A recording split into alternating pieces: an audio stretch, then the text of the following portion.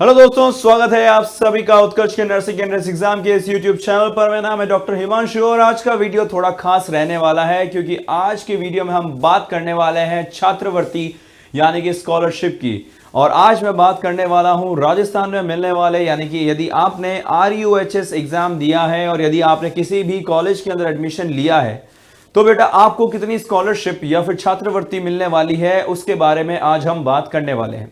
तो जैसा कि आप सभी को पता होगा कि काफी हमारे ऐसे स्टूडेंट्स हैं जो कि आर्थिक रूप से इतने सक्षम नहीं हैं कि वो अपना पाठ्यक्रम पूरा कर पाए।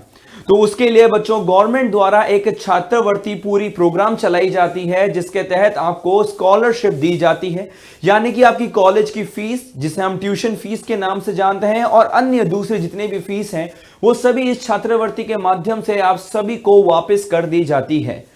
तो बेटा क्या रहने वाला है इस पूरे छात्रवृत्ति का यानी कि स्कॉलरशिप का पूरा प्रक्रिया क्या रहने वाली है और किस तरीके से हम इस छात्रवृत्ति में अप्लाई कर सकते हैं, कब तक कर सकते हैं और कौन कौन कर सकते हैं, और तमाम जानकारी आपको इस वीडियो में मिलने वाली है। तो बेटा वीडियो के एंड तक जरूर बने रहिएगा और यदि वीडियो अच्छा लगे तो लाइक किए बिना बिल्कुल भी मत जाइएगा। तो आज का जो वीडियो है दोस्तों वो रहने वाला है राजस्थान में मिलने वाली छात्रवृत्ति, और स्पेशली जब मैं स्कॉलरशिप की बात कर रहा हूं तो RUHS से या RUHS के माध्यम से जिन जिन लोगों ने शैक्षणिक सत्र 2024-25 में एडमिशन लिया है तो उनके लिए आज का ये वीडियो बहुत ही महत्वपूर्ण रहने वाला है। तो सबसे पहले मैं आप सभी को बता देना चाहता हूं कि जो ये स्कॉलरशिप के प्रोग्राम्स हैं वो लगभग सारे ही स्टेट में चलाए जाते हैं, यानी कि यदि आप राजस्थान से भी नहीं हैं, आप यूपी से हैं, आप बिहार से हैं, आप मध्य प्रदेश से हैं या फिर आप कोई भी अन्य राज्य से हैं तो बेटा आपको भी आपके राज्य में छात्रवृत्ति बिल्कुल मिलेगी। परंतु आज जो है हम राजस्थान में मिलने वाली छात्रवृत्ति की बात करने वाले हैं। तो इसकी तमाम जानकारी आपको कहां मिलेगी, तो सबसे पहले आपको विजिट करना है sje.rajasthan.gov.in के इस पोर्टल पर आपको लॉगिन करना है। यहां पर जैसे आप ओपन करेंगे नीचे जाने पर आप देखेंगे कि scholarship online registration date guide जो है बेटा यहां पर रिलीज हो चुकी है। तो बेटा आप सभी को सबसे पहले पता होना चाहिए कि आपको कब अप्लाई करना है और कब तक आप अप्लाई कर सकते हैं। तो बेटा यहां पर देखेंगे हम यदि तो सीधा यहां पर एक PDF ओपन होता है और ये PDF बेटा राजस्थान सरकार द्वारा सामाजिक न्याय एवं अधिकारिता विभाग द्वारा ये एक नोटिस यानी कि आदेश जारी किया गया है। और इस आदेश के चलते मैं आप सभी को बताना चाहूंगा कि इसमें कौन कौन से पॉइंट जो है बहुत ही ज्यादा महत्वपूर्ण है आप सभी के लिए।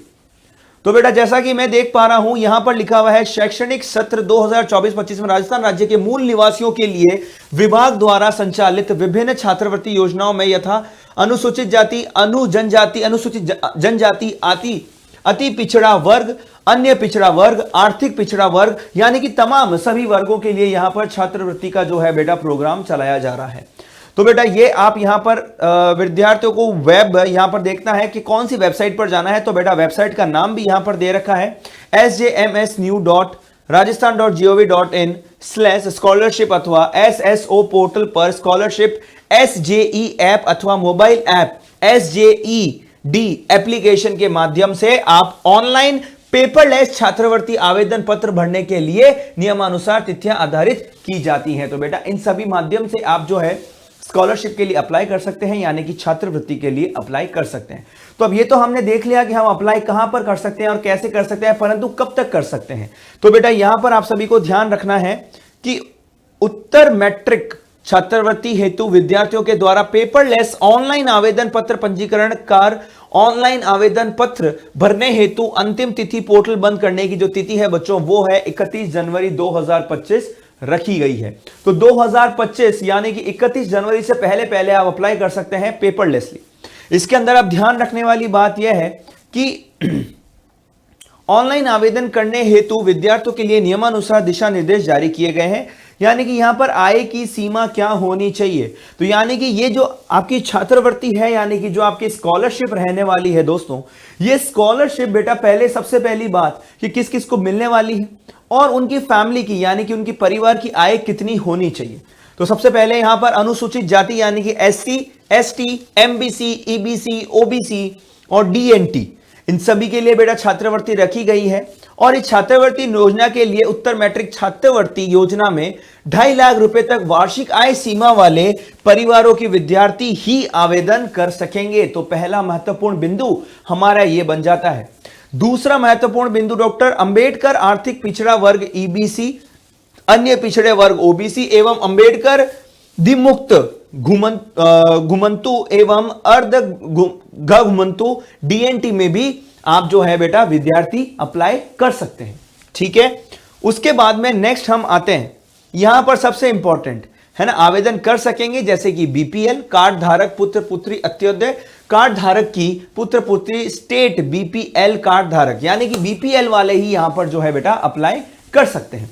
उसके बाद में अगला यहां पर पॉइंट आता है मुख्यमंत्री सर्वजन उच्च शिक्षा उत्तर मैट्रिक छात्रवृत्ति योजना, यानी कि बेटा ये एक और योजना है जिसके तहत, यानी कि यहां पर टोटल 3 जो है बेटा प्रोग्राम्स की बात की गई है, और ये तीसरी योजना जो कहती है कि यहां पर 5 लाख रुपए से कम वार्षिक आय सीमा वाले सभी जाति के परिवारों के राष्ट्रीय स्तर की शिक्षण संस्थाओं विभाग द्वारा सूचीबद्ध में अध्ययनरत विद्यार्थी ही आवेदन कर सकेंगे। तो बेटा ये कितनी अच्छी बात है ना। आप चाहें जिस कैटेगरी के अंदर जो आपके लिए सबसे बेस्ट और फिट कैटेगरी है, आप उसके हिसाब से जो है बेटा आवेदन डाल सकते हैं। उसके बाद में हम देखेंगे कि यहां पर जो है बेटा आगे हमारे लिए इंपॉर्टेंट है कि आवेदन की प्रक्रिया क्या रहने वाली है। हालांकि जैसे कि मैंने आप सभी को बताया कि आप आवेदन की प्रक्रिया के लिए जो वेबसाइट आपको ऊपर दिखाई गई है और जो ऐप आपको बताए गए हैं एसएसओ पोर्टल के माध्यम से भी जो है बच्चों आप इसके अंदर आवेदन कर सकते हैं। नेक्स्ट आता है बच्चों जो इंपॉर्टेंट चीज है, यहां पर एक पॉइंट हमारे बहुत ही इंपॉर्टेंट है, मैं ये कहना चाहूंगा कि छात्र छात्रा मोबाइल नंबर एवं ईमेल आईडी स्वयं का ही देवें। तो बेटा जो आपका वर्किंग मोबाइल नंबर है और जो आपका वर्किंग ईमेल है जिसमें आपको मेल्स रिसीव होते हो, बस वही आप दीजिएगा, क्योंकि इसमें कई बार आपको ओटीपी और अन्य दस्तावेजों को मेल करने के लिए बेटा उस ईमेल आईडी की जरूरत पड़ेगी, और जो आपकी वर्किंग फंक्शनल ईमेल आईडी है तो वही आपको देनी है और वही आपको मोबाइल नंबर यहां पर देने हैं। तो बेटा दस्तावेज आपको कौन कौन से लगेंगे, यानी कि आपको दस्तावेज सबसे पहले, हां इनमें आपको जन आधार, राज ई वोल्ट, डिजी लॉकर से ऑनलाइन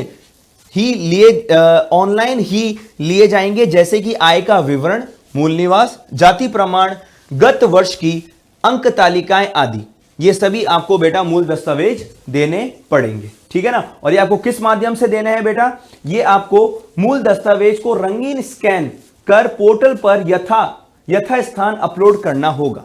ठीक है, सिंपल सी बात है बेटा। उसके बाद में आता है विद्यार्थियों की आधारभूत सूचना एवं आय विवरण में परिवर्तन, यदि ऐसा कोई होता है तो बेटा आपको विद्यार्थी के शैक्षणिक रिकॉर्ड एवं जन आधार पोर्टल पर उपलब्ध डेटा में से कोई भिन्नता होने पर शैक्षणिक रिकॉर्ड के अनुसार जन आधार पोर्टल में अंकित सूचना में ही संशोधन करवाया जाना आवश्यक होगा।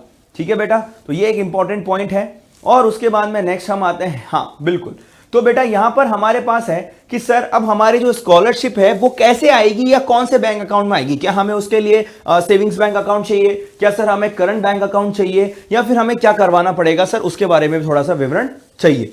तो बेटा विद्यार्थी का जो बैंक विवरण है वो इस प्रकार होना चाहिए कि विद्यार्थी का बैंक खाता आधार सीडेड होना चाहिए। अब ये सीडेड का मतलब क्या है, यह प्रक्रिया खाता आधार लिंक से भिन्न है। कृपया बैंक से संपर्क कर बैंक खाता आधार सीडेड करवाएं। यानी कि यदि आपका कोई भी बैंक के अंदर आपका अकाउंट है, मान लीजिए आपको उस बैंक के अंदर जाना है और आपको बोलना है कि आपको आपके अकाउंट को सीडेड करवाना है, तो वो आपको करके दे देंगे, उसमें कोई भी दिक्कत नहीं। केवाईसी पूर्ण होना, ऑनलाइन ट्रांसफर के लिए कोई सीमा का निर्धारण ना होना, खाता बंद ना हो एवं बैंक खाता माइनर ना हो, तो ही बेटा आपको आपके बैंक अकाउंट के अंदर छात्रवृत्ति यानी कि स्कॉलरशिप मिलेगी। ठीक है, अब ये अगर शुल्क संरचना की मैं बात करूं, यानी कि आपको कौन सी फीस मिलेगी, आपको क्या क्या चीजें वापस मिल सकती हैं, यानी कि आपको कितनी फीस वापस मिलेगी, कौन कौन सी फीस वापस मिलेगी, कि पूरी फीस मिल जाएगी या आधी फीस मिलेगी या कितनी स्कॉलरशिप मिलेगी, उसका भी विवरण इस नोटिफिकेशन के अंदर दे रखा है। उसका कुछ इस प्रकार से है, पंजीकरण शुल्क यानी कि registration fees, enrolment fees, tuition fees, games fees, उसके बाद में आपका यूनियन फी, लाइब्रेरी फी, मैगजीन फी और एग्जामिनेशन फी, ये सभी आपको अंकित कर देना है। और ये सभी आपको मिल सकती है यदि आप यथावत जो आपको स्लिप्स, क्योंकि यदि आपने कॉलेज के अंदर ये सारी फीस जमा कराई है तो उसके अंदर आपको पूरा विवरण दिया हुआ होता है कि कौन सी कितनी फी कॉलेज वाले आपसे ले रहे हैं। तो उसकी पर्ची आप जरूर ले लें और उसके बाद आप पोर्टल पर सारी डॉक्यूमेंट्स को स्कैन करके और आपको अपलोड करना पड़ेगा। तो ये सारी फीस जो है बेटा आप सभी को वापस मिल जाएंगी, ठीक है। और बेटा आप सभी को एक चीज ध्यान रखना है, शैक्षणिक शिक्षण व पाठ्यक्रम का चयन आपको केवल मान्यता प्राप्त शिक्षण संस्थान एवं उसके पाठ्यक्रम आवेदन हेतु प्रदर्शित होंगे और आपको उसी के अंतर्गत यदि आप उसके अंदर काम कर रहे हैं या उसके अंदर यदि आप पढ़ रहे हैं तो ही आपको यह स्कॉलरशिप दी जाएगी, ठीक है ना। इसके अंदर सबसे महत्वपूर्ण पॉइंट आता है दोस्तों विद्यार्थी की बायोमेट्रिक उपस्थिति। तो बेटा इसका मतलब क्या है कि विद्यार्थी द्वारा आवेदन को शिक्षण संस्थान में प्रथम बार अग्रेषित किए जाने के पश्चात से ही विभाग द्वारा आवेदन का निस्तारण होने तक माह में कम से कम एक बार शैक्षणिक संस्थान में उपस्थित होकर छात्रवृत्ति पोर्टल पर बायोमेट्रिक उपस्थिति दर्ज करवाना अनिवार्य है। तो बेटा ये अपना आप में बहुत ही इंपॉर्टेंट पॉइंट है जहां पर आपको अपनी बायोमेट्रिक उपस्थिति यानी कि अटेंडेंस दर्ज करवानी पड़ेगी, जिससे कि ये पता रहे कि हाँ आप उस कॉलेज के अंदर पढ़ रहे हैं और उसके तहत जो है आपको छात्रवृत्ति दी जाएगी, ठीक है ना। और उसके बाद में बेटा आप सभी को ये पता है, ये कुछ इंपॉर्टेंट ज्यादा इसमें है नहीं। और नेक्स्ट हम देखते हैं, ओके। तो बेटा ये जो है मेरे हिसाब से ये इतना काफी है ना।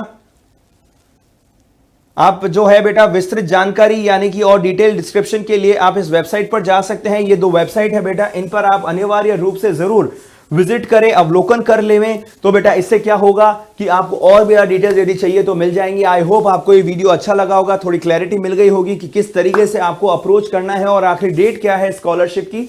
तो जैसे कि मैंने आपको राजस्थान के लिए बताया, वैसे ही बच्चों अलग अलग राज्यों में अलग अलग वेबसाइट्स पर इस प्रकार के जो स्कॉलरशिप की जो मैं कह सकता हूं कि जो एडवर्टाइजमेंट है वो की जाती है राज्य सरकार द्वारा। तो आपको जो अपनी उचित राज्य सरकार की जो वेबसाइट है, जो ऑफिशियल वेबसाइट है, वहां पर आपको विजिट करना है ताकि आप तक ये जानकारी समय रहते पहुंच सके और आप इस छात्रवृत्ति का जो है भरपूर फायदा उठा सकें, क्योंकि ये छात्रवृत्ति राज्य सरकार द्वारा स्टूडेंट्स यानी कि छात्रों के हित में ली गई है। तो बेटा इसलिए ही आप सभी को भी इसका पूरा फायदा उठाना चाहिए।